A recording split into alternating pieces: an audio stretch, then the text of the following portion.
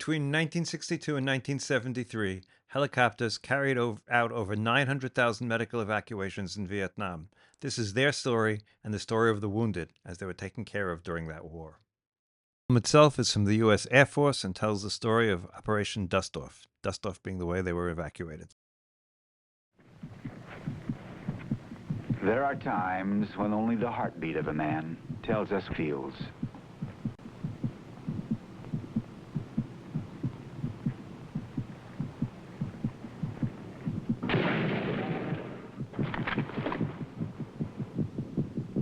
This is Rebel 6, request Dustoff. Dustoff, over.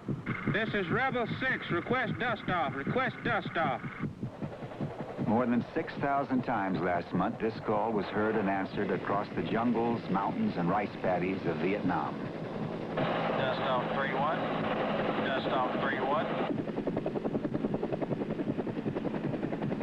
3-1. This is the story of a handful of wounded and a handful of the 150,000 men and women whose only job it is to save the lives of men, if need be, at the cost of their own.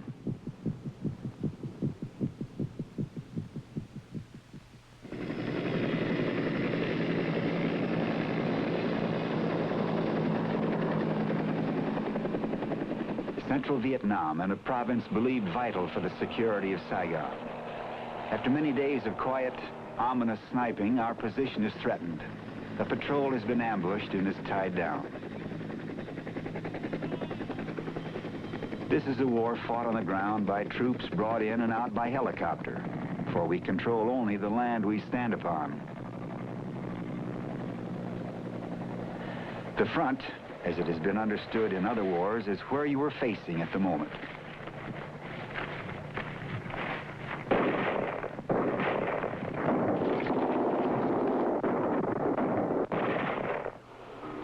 There's Dynamite 5-2, request Dustoff. Dustoff is a call for help. It was the call signal of the first commander of a helicopter detachment. Since he was killed in action, it has become the universal cry for an air ambulance. 3 litters. The type of injury is urgent, shrapnel wounds. They will identify with smoke. The area is insecure. Okay, Hoot, bring the map out with you. Yankee uniform. Okay, right here. 144 073. Right here. Okay. These are men of the 283rd Air Medical Detachment. And, as is the practice when an engagement is mounted, they are in the field as close to the action as possible. Marcelino Burgos, Specialist 5, Brooklyn, New York. Chief Warrant Officer T.C. Gibson, Jr., Philadelphia, Mississippi. Specialist 5, William Nelson, Colorado Springs, Colorado. Captain Bill Colbert, Knoxville, Tennessee. This is mission number 404.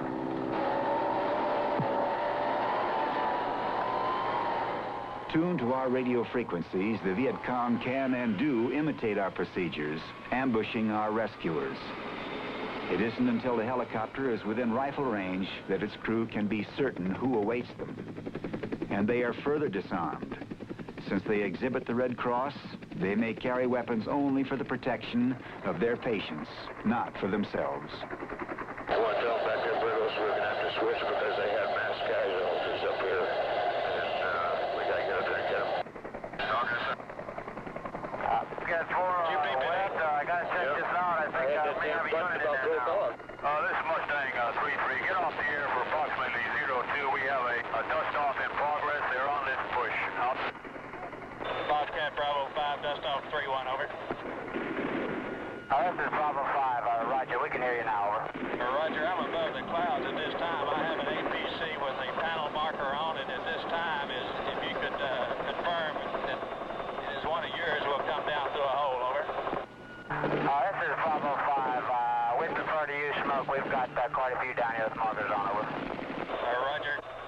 How much enemy contact did you have prior to our arriving, over? We've had sporadic contact all morning, over. Roger. What's the best direction of approach into your area, over? This is Bravo 5. Suggest you come in from the southwest. Do not go in the area to going northeast, over. Roger, that's about where we are at this time. Go ahead and throw a smoke now, and I'll see if I can pick it out, over. There's Bravo 5, I'll walk over.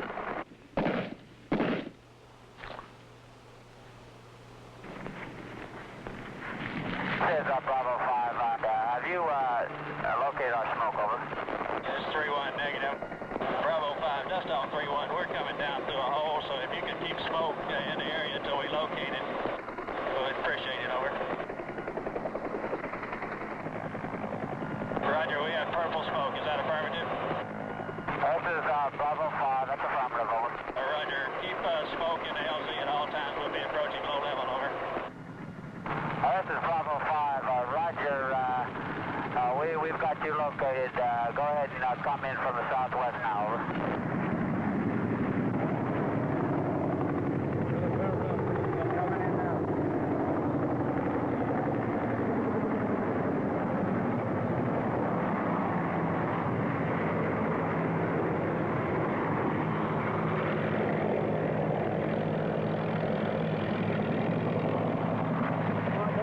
Don't drag yet. Keep moving. Move. Run it again if you don't, but go. Go down and move.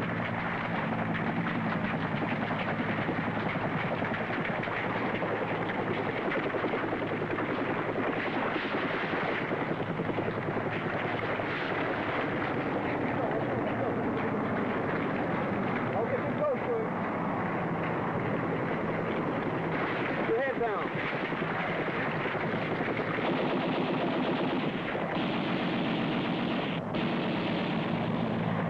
Got some fire. Coming up. Bravo 5, we're taking a little fire back here, one that you picked up. Stand by. Going right through it. Okay. That was close.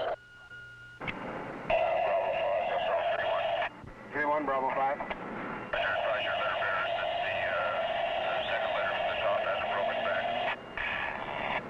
This is Bravo 5. I understand. Second letter from top broken back. Which one is the emergency, over?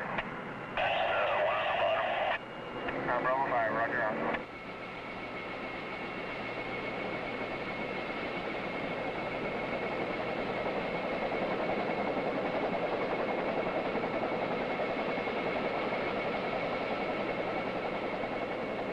The young mother's daughter was shot while quietly riding a bicycle with her father on a public lane in a little village in the warm sun of a beautiful day. She will be dead in an hour.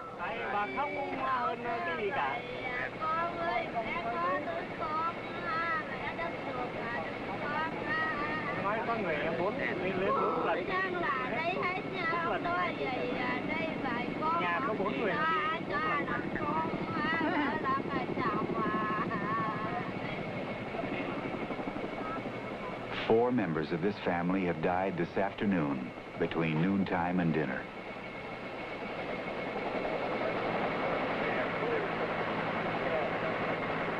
Captain Lloyd J. Eason, ROTC, who was a pharmacist and was, before he became an executive officer, the manager of a Fairway drugstore in Woodburn, Oregon. And the work here is different.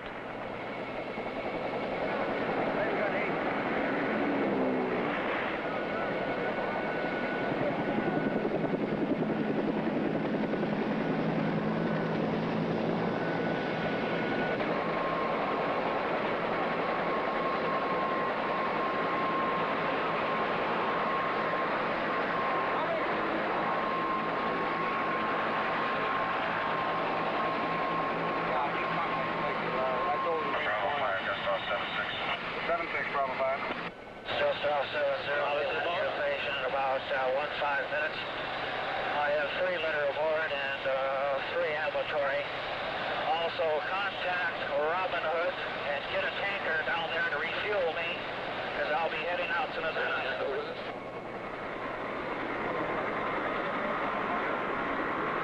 Bravo 5, get hold of that fuel truck, get him over here right away, over.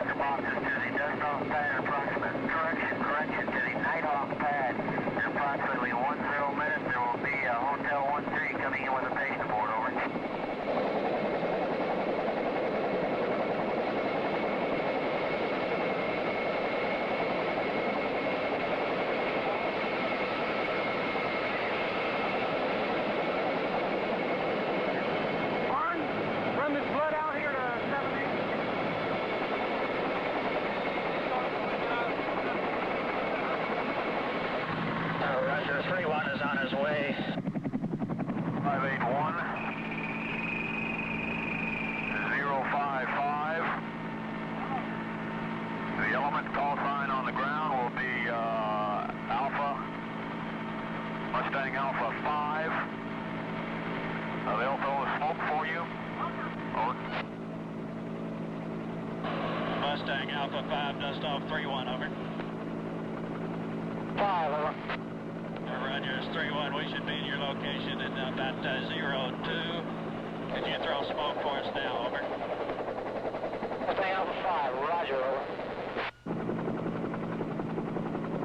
This is Mustang Alpha 5, we're throwing one now, over. Color is red, over. Roger, I have the red smoke. We're making an approach in now.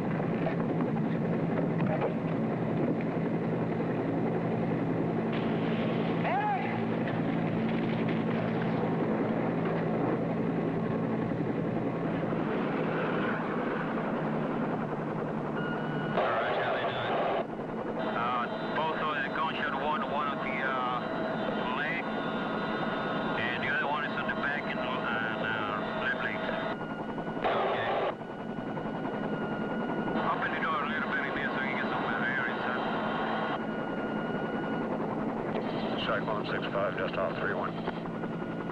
6-5, go. Be on your pad in 4 minutes. We have the 2 patients on board. One has a gunshot wound in the leg, the other one has a gunshot wound in the back.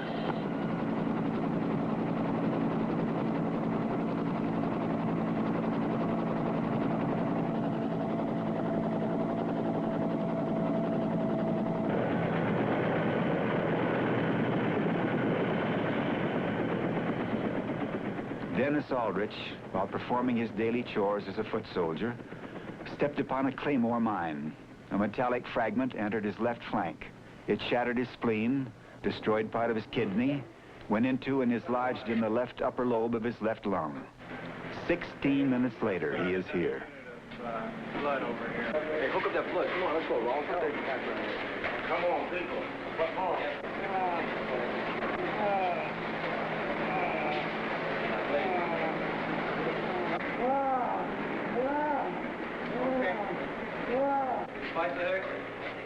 He cannot be given an anesthetic and live.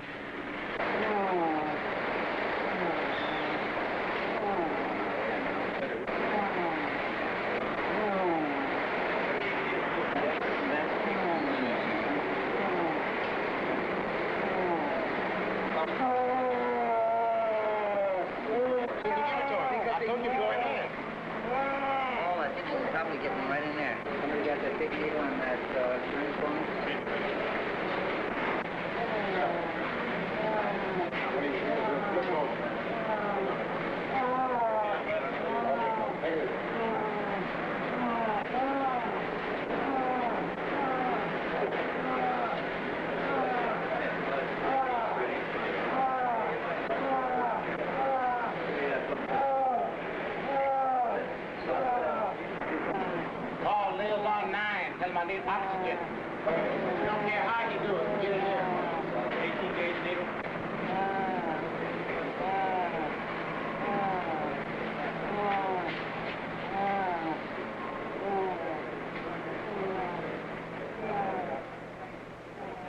Brought in during the same engagement, a Viet Cong shares the operating room.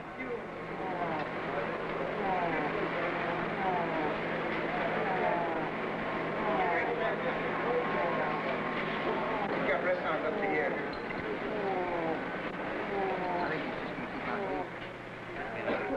prognosis for both these young men is questionable. We try one more time on the down. How many curler? See if they can work past the curler. How many blanket? Let's go. Come on, people. Clear the line. Clear. For some, the prognosis is no longer in question. Piteously, there are those who fall, and we cannot make them rise. Dennis Aldrich wounds are stabilized so he can continue his journey. For those who live, this is stage one of several stages in the concept that if a man is hit in this unwelcomed war, it is as if he were hit on the front steps of a hospital. A hospital. Doctors, nurses, medication, all stretching in a continuous comforting bandage, 9,000 miles to his own bed. For Dustoff 31, mission 404 is done. 405, 406, 407, 609, 1,098 are all ahead of them for as many numbers as men can count, for as long as they are needed.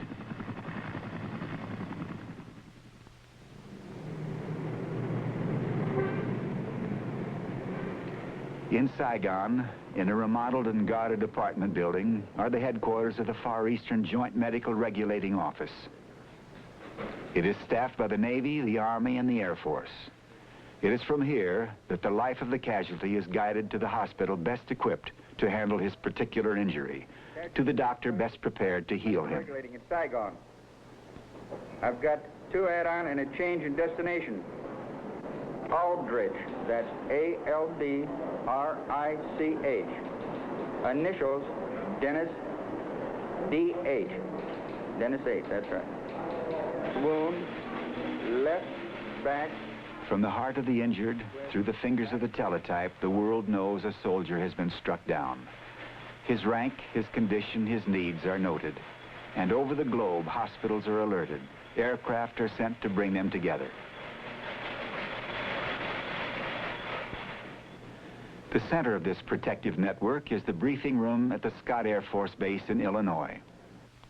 Under the command of General Howell M. Estes, Jr., directives go to 100 air bases in 40 countries from these daily sessions. Good morning.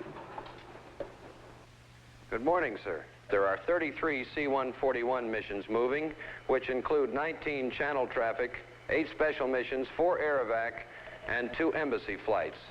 There is the air evac on time en route to McGuire, a special mission en route to Bedford, Massachusetts. The Clark to Travis air evac has been extended to Kelly to airlift an urgent burn patient to the Brooke Army Hospital Burn Center. There are also 32... Stand by. Surgeon, how about this urgent case en route to Kelly? Is this a serious, very serious condition? The prognosis looks quite good. He has about 35% burn of the lower extremities and part of his abdomen. Mm-hmm. We have any special medical attendants aboard? Yes, sir. We have a flight surgeon aboard to attend him. Good. All right. There are also 32 litter patients and 26 ambulatory on board, destined for hospitals in the southwestern United States. It's an air evac inbound to Washington. The Clark air evac on schedule en route to Hickam. The Saigon air evac, now en route to Washington, is carrying 12 litter and 22 ambulatory patients. And the mission en route to Hickam has 16 litter and 24 ambulatory patients. Stand by 1.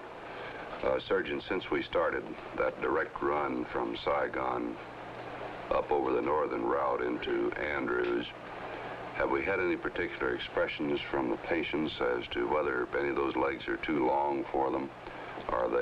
Is their medical condition being affected by the longer legs on that run? No, sir, their condition is not affected, and they're overjoyed to get to their destination rapidly. Fine. Okay. All route wind factors in both the Atlantic and Pacific are near normal today.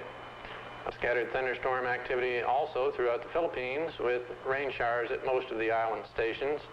Visibilities will be restricted to 1/2 mile in fog at Taipei. Visibilities will also be restricted to a 1/2 mile in fog in the Yokota-Tachikawa area between 1800 and 2200 Zulu today. Weather, can you expect any Abnormal degree of turbulence for that flight? Negative, sir. All our reports indicate only light turbulence along that route. The turbulence that concerns General Estes is often encountered by aircraft leaving Tan Son Nhut, Saigon's airport, and it is the comfort and well-being of patients like Dennis Aldrich that the General and his staff wish to assure. In the weeks since we have seen Specialist 4 Aldrich, he has been to several hospitals. The 3rd Surgical Hospital, the 97th Evacuation, and finally he has just left the 377th. All this for surgery to repair the considerable damage he had sustained. Yet there is more to be done, and in the policy of taking the patient to the doctor rather than the other way around, Dennis is arriving in the Clark Air Base Hospital in the Philippine Islands. Waiting for him is Dr. Lewis Patterson, the noted chest surgeon. It is his turn to examine the arrivals, check their condition, and assign them for further treatment. Every facility, every ounce and touch of kindness and skill is to be expended on their rehabilitation.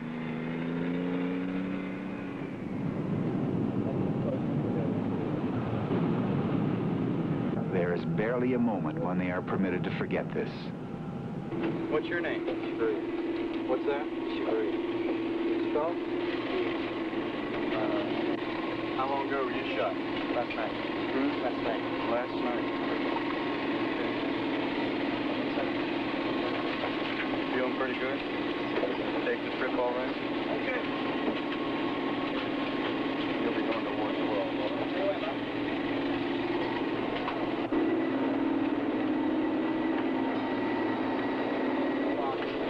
How you doing, young man? What's your name?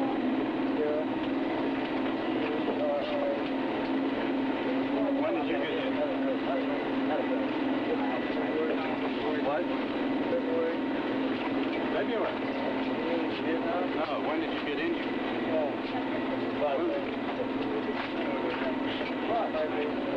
5 days ago. They took your leg off right away? Took your leg off yesterday. Now, where was the artery in? Was the artery in this leg or the other leg? Your right leg didn't work. You wiggle your toes in your left foot? Let's see you do it. Get that sheet off that bottle. No, the toes. That's the whole leg. Move the toes. Come out here. Hit you in one place. Your chest is all right. I'll sit in the back. The chest all up, or there's something on here? One on here.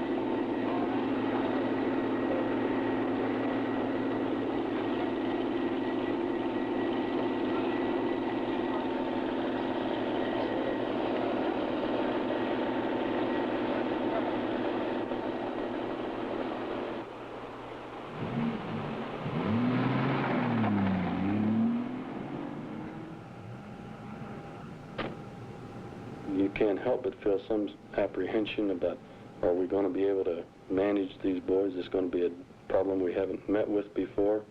And even though we've had a plane a day now for a year or so, you just can't help but feel that there's a new challenge. Well, Dennis Aldrich received a metallic fragment wound of the left flank, and he's one of the boys that's very lucky to be alive. When he got here, our x-ray showed this retained large metallic fragment in the left upper lobe. It is our policy to remove these fragments because we know that when they have a metallic fragment of this size in their lung that they are going to get into trouble sooner or later.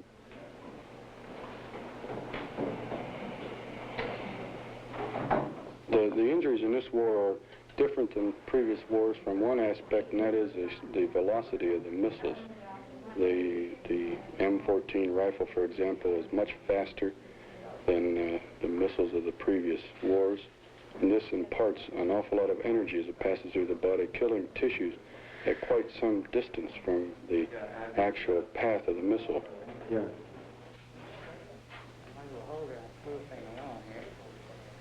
So the very first patient that I lost of a pure chest injury came in here and within 24 hours in bad respiratory distress. His whole right lung was practically destroyed. and I did an operation on him, at which time I had to make a decision. Should I take out his whole right lung and leave him a cripple for the rest of his life, or shall I attempt to mend the remaining lung? I chose, as turned out wrongly, to attempt to mend his right lung. He got a bad empyema and died. This type of thing just, you'll never forget that type of patient. Yet, on the other hand, this made me work all the harder and on saving lungs. And we have quite a series since then of successful primary repairs of wounded lungs. No, I guess she's just late.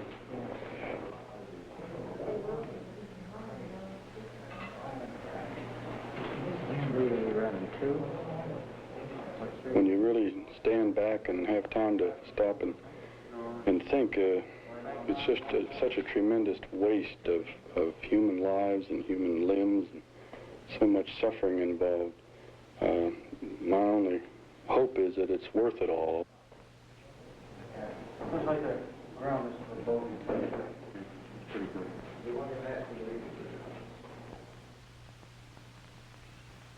For the sick, nights are 1 year long, and dawn a welcome friend. With a light morning breeze comes the hope that this day will be better than the last.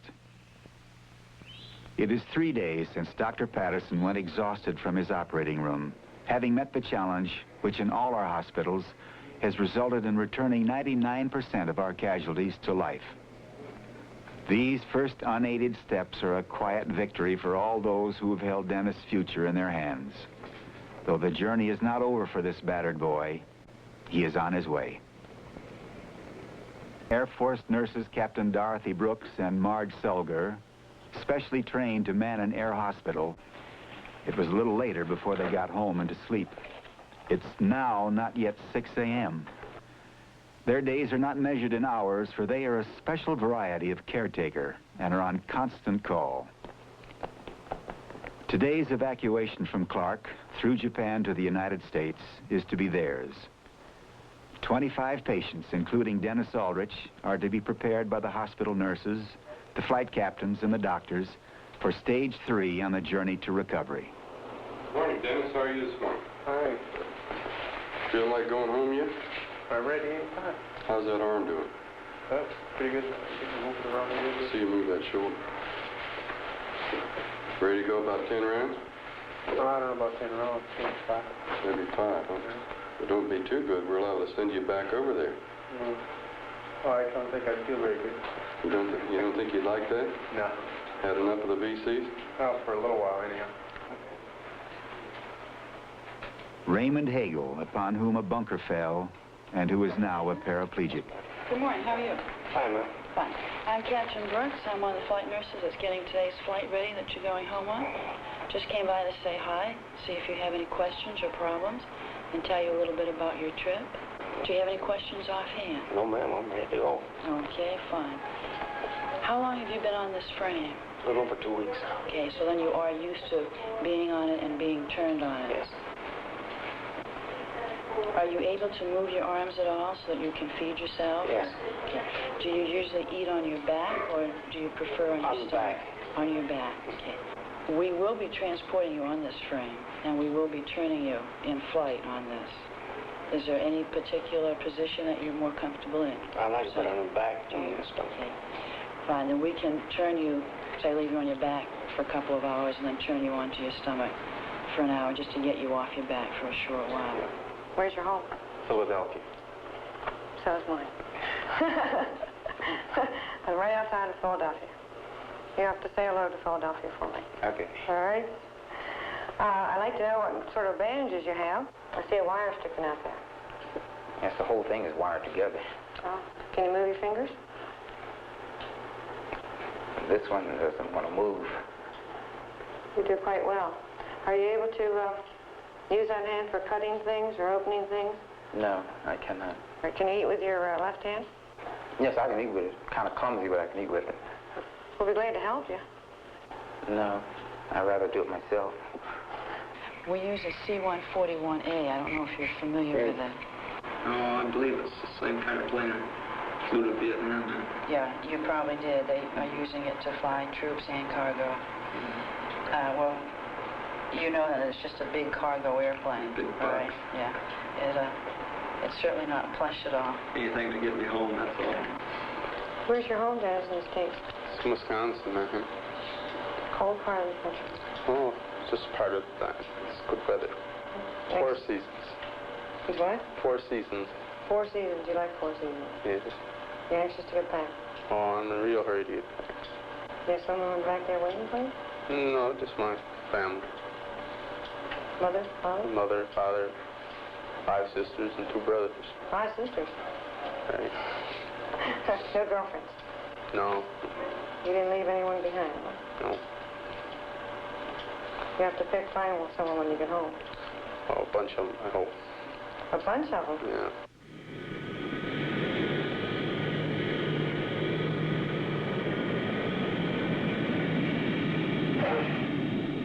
A boy said when he first saw this ship coming to take him home, it is as if God came out of the sky. The craft is the C-141, and statistics aren't needed to tell us its size. The bookkeepers can tell us it is expensive. The pilots can boast of its cruising speed. But to the boys who have been on it, for all its magnificence and strength, it is a box. It is a wing. It is the way home.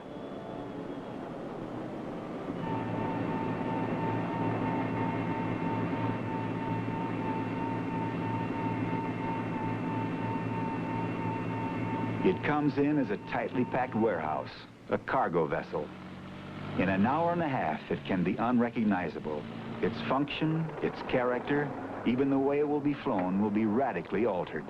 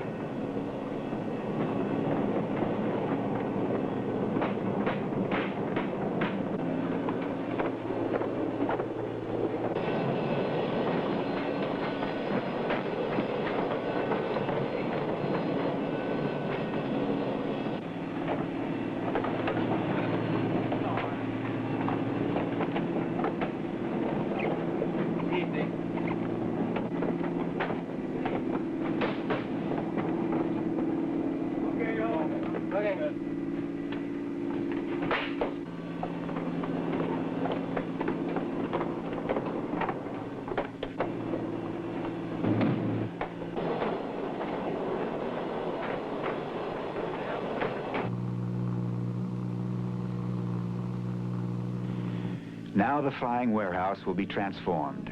Each individual flight is configured to the needs of every patient that will come aboard. In effect, each flight is a handcrafted, specially designed hospital ward.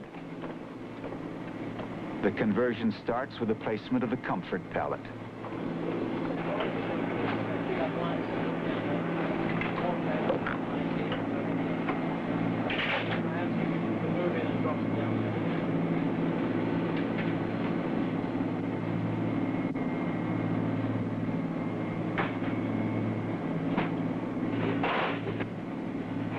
This poem to modern technology makes provision for all eventualities.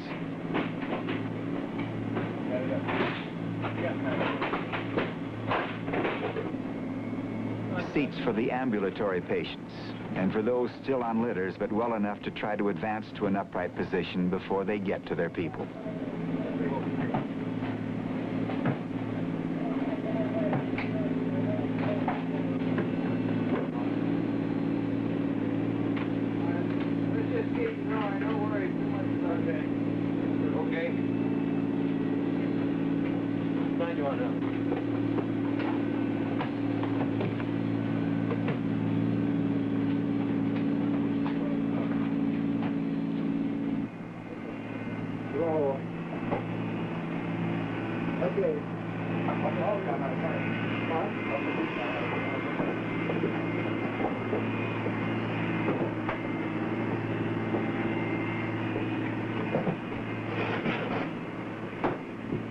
Oxygen inches from everyone. Individual medication a small reach away for instant administration.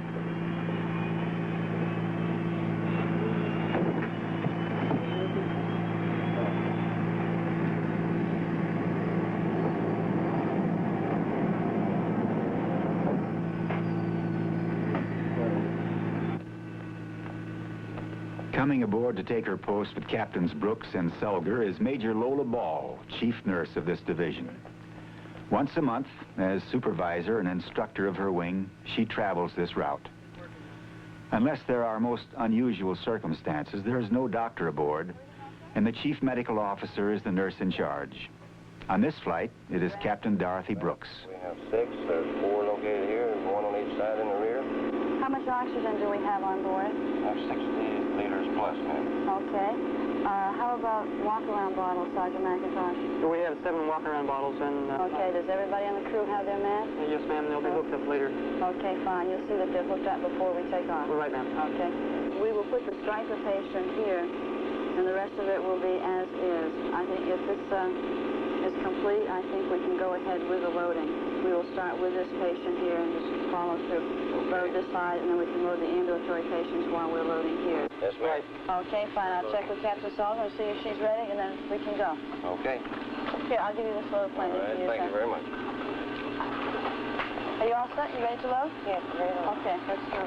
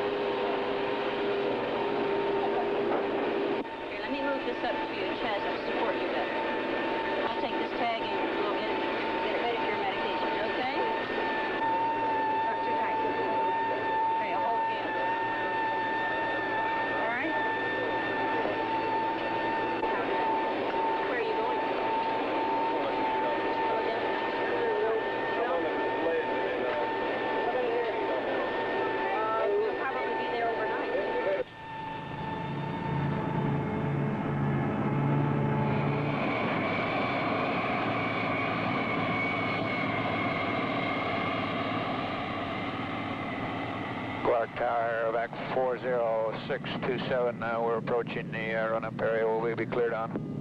Evac 40627, cleared for takeoff. Roger, 627.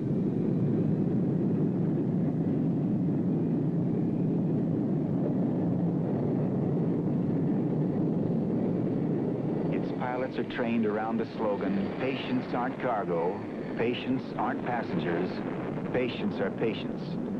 This requires a gentle skill rarely achieved by average men.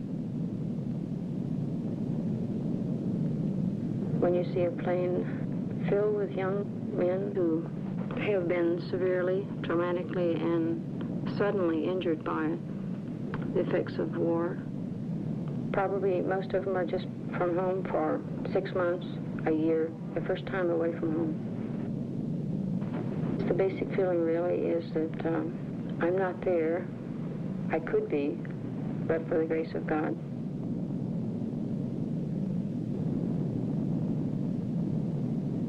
Patients are the end result of a nurse's long, particularly a flight nurse's long, striving to do something for someone who really needs her, who really needs to have her help and to do something that she's been trained for all her life. And certainly in flight nursing, you use everything you've ever been trained to do.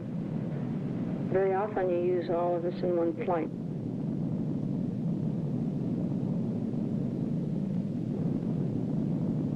It can be frightening to think that someone else's life is in your hands. But through training, plus the fact that there's no one else around, and all that you can do is to hope that you make the right decisions. Our patients that are take back to the United States are young boys. They were boys when they left Travis and went over. But you wouldn't dare call them a boy on the way back. I think they use us as mirrors to see how we react to them. They can see how they look in a mirror themselves, but we would be their mirror to them on a plane, how we would react to them. And if we would react violently, this is how they would get the conception, not how they themselves look to themselves. It bothers you that these fellows are young. I don't know whether it makes any sense or not as to why they're injured. I don't think about it. I don't understand it. You can't stop and think about this. The problem is to see what you can do with them from here on in. How do you help rehabilitate them? Most of them think about what they are going to do when they get home. A lot of them think about how long it will take them to recuperate and be returned to duty. Some patients reveal their anxieties by being extremely quiet. I think some of these fellows are afraid to voice some of their anxieties because it would be maybe unmanly to do so. And you have a communication that you don't have to put into words, that just the patient and you just feel. The closeness that a flight nurse and a patient has, perhaps, is that they're sharing a common experience. They're both alone. They're both away from home. They are supporting each other in that the patient is looking for the nurse to help them, and I think the nurse, in a great sense, is looking to the patient to give her the sense of responsibility that she has. When I first went to Vietnam, I was a little trying to actually visualize what it was going to be like. I didn't really know. In a way, I was sort of glad to go over there. Then I was a little scared too.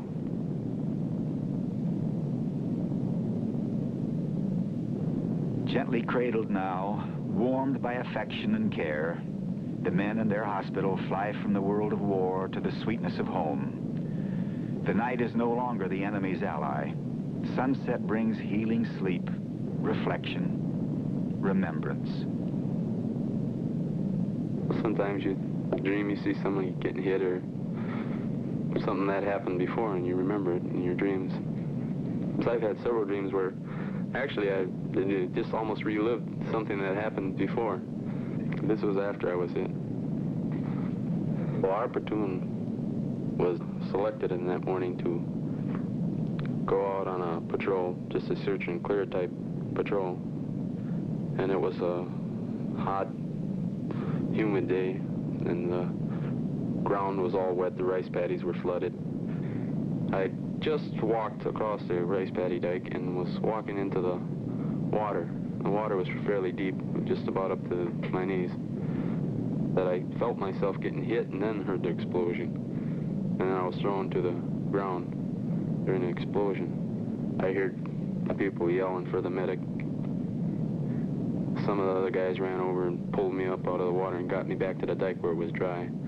The medic was there by that time bandaging me up, and there was somebody yelling that you'd need a helicopter to get me out of there. I have 3 children. Got 2 boys, Kenneth and Brian, 7 and 8, and a little girl, Sheba.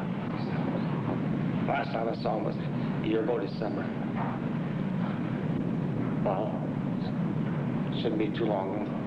One hospital close to home, so shouldn't be too long. Wonder how you're going to make a living. If you ever get off the stretcher, how long it's going to take. Things like that. And I've been thinking, but haven't come up with any answers yet. The main thing is to try to get off this frame there. Get him halfway back in shape. What do you think about a lot of things? What you've done in your life, what you're going to do. Think about home. About everything, I guess. Try to pass the time. It's impossible not to become attached to any patient, whether you're with him for 5 minutes or many days. Nursing, I think, has compassion that most people do not understand. Nursing is a way of life.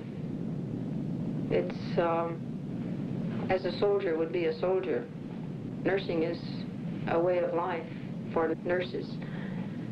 Leaving nursing or getting out of nursing could be compared with suddenly missing or not having a limb. It would be like taking part of you away. On glide path. Heading 353. On course, on glide path. Over approach sights. Heading 353. On course, on glide path. Over end of runway.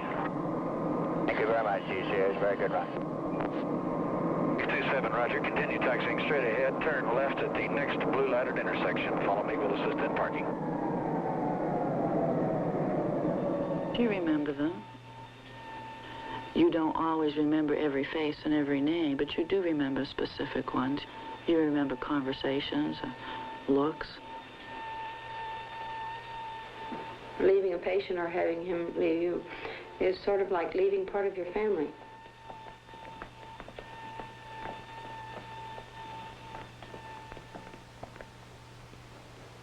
At 826 Forest Street, Stevens Point, Wisconsin, as in many corners of the land, a family nervously awaits the return of a young man.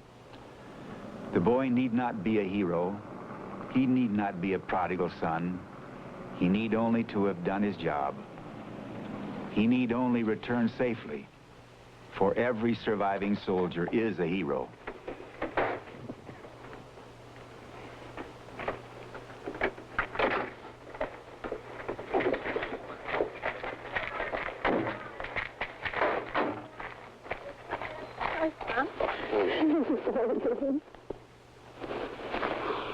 Hi, you big lug.